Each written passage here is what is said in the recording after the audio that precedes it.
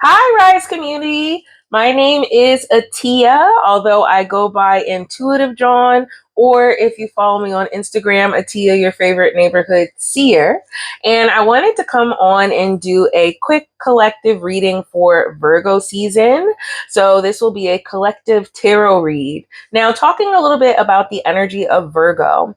Virgo is ruled by the planet Mercury. And when we talk about Virgo in the tarot, it is represented by the Hermit energy. So the Hermit card has a lot to do with solitude, isolation. So you may value your alone time at this time, but it also has to do with deep intuition. And a lot of times when we talk about Virgo intuition, it has a lot to do with deductive reasoning. Virgos are people that are really good at paying attention to details, very detail oriented, great multitaskers, people who are really good at getting things done. Now, just be careful because since it is ruled by Mercury, there is a tendency to overthink a bit. So making sure that you're really developing practices to stay present at this time, because sometimes time can get a little bit away from you. You can get a little caught up, or you can even get a little caught in perfectionism during Virgo season. So just be willing to get things done, but at the same time, be willing to leave a thing on the to-do list for tomorrow. Don't run yourself ragged, okay? So we're going to do a tarot forecast. I am using this fun deck called Tarot for the Great Outdoors. I thought it would be fun and resonate for the experiences we'll have at Rise as we kind of are out in nature and embracing kind of that beautiful forest campground energy. So let's see what comes up for us. Ooh, they're flying, guys. They're flying. All right. Ooh, okay, I like this. Wow, okay, we're done. Okay, so let me get the card that flew out. So the card that flew out was the Hanged Man, and the Hanged Man has a lot to do with a change in perspective. But a lot of times when we have this change, the energy is very internal. So it could be looking at the world in new ways. With this card in particular, it feels like we may need a chance to kind of take a step back and gain some perspective. Reading could also be relevant, could be gaining insight from a book you read. Also, bringing attention to, because we are kind of like closing out this Mercury retrograde energy, which will post shadow all the way till September 11th, to really kind of be mindful of contracts at this time, and really reading the fine print. But anyways, really kind of letting yourself, especially with all this water energy in this card, be mindful of your emotions, because I feel like sometimes Virgos can be looked at as a little clinical because we are ruled by a communication kind of mind-based planet. So really kind of really tapping into the heart space, staying mindful of your emotions. And with the Magician reverse, really acknowledging that we probably have a lot more resources than we believe we have.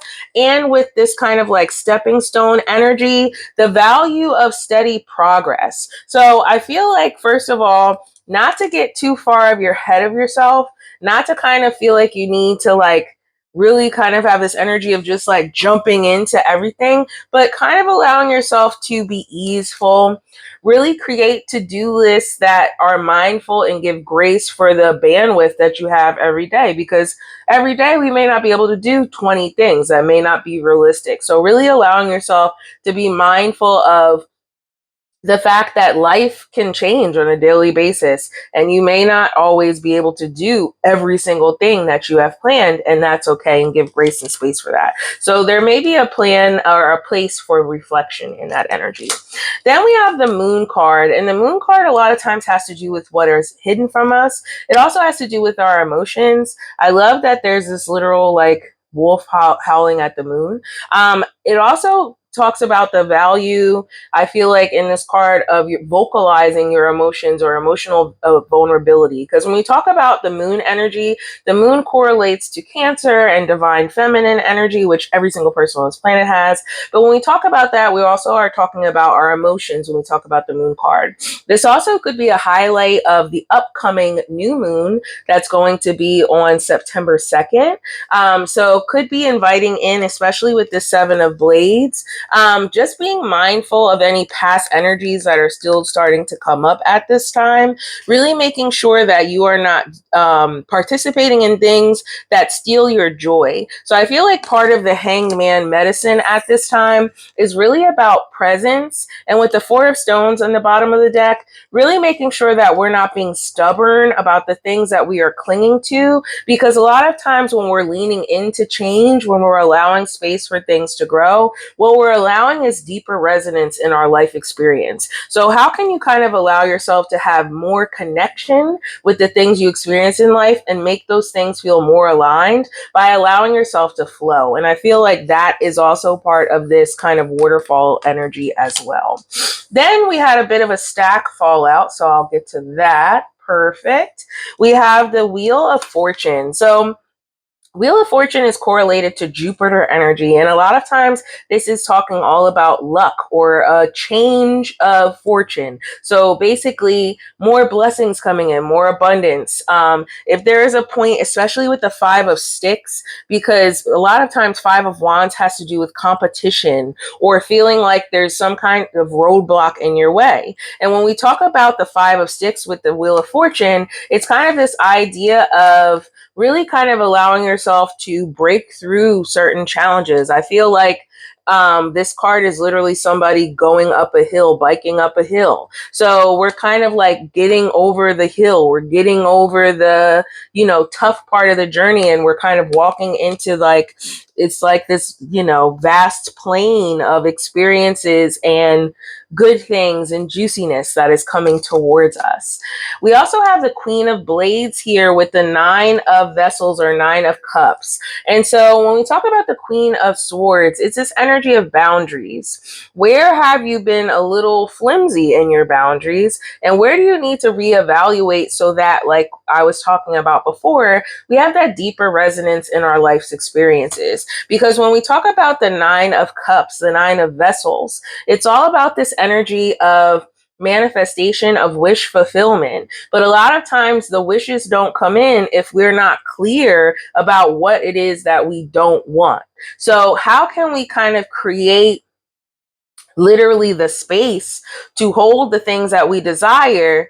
And that is basically by allowing things to fall away. So how can we, especially with this Seven of Blades here, which a lot of times is the Seven of Swords, is the Thief card in the tarot. So how can we get rid of the things that feel like they're not kind of supporting our growth, supporting our expansion, supporting our joy, and allow more space for these wish fulfillments? And a lot of times that is by creating better boundaries. What am I willing to accept in my space and what am I not willing to accept? Then we have the Ten of Blades, which the Ten of Blades is this card of integration. It's all about really kind of allowing yourself to maneuver through life's challenges. And I love in this card that we've hit a finish line. So it feels like there are chapters because 10 energy is like the last number in the major arcana, minor arcana. So it's this energy of closing a cycle. 10 is an energy of completion. 10 is a energy of coming to the end of something. And so I feel like, especially because it's Blades energy, which is correlated with air or the mind, a lot of it has to do with like coming to the end of maybe a limiting belief or a cycle or repeating the same karmic pattern that you've done in maybe past relationships or situations. And we have the Four of Blades here. So this is all about rest, rejuvenation, coming back to self, and really allowing yourself to appreciate the value in your presence. And so I feel like, especially with this kind of being the beginning or the first card of the reading and this being the end of the reading, that the retreat is going to be a beautiful space for you to come back to yourself. And so with that, I hope you have a beautiful and prosperous Virgo season and enjoy. Bye.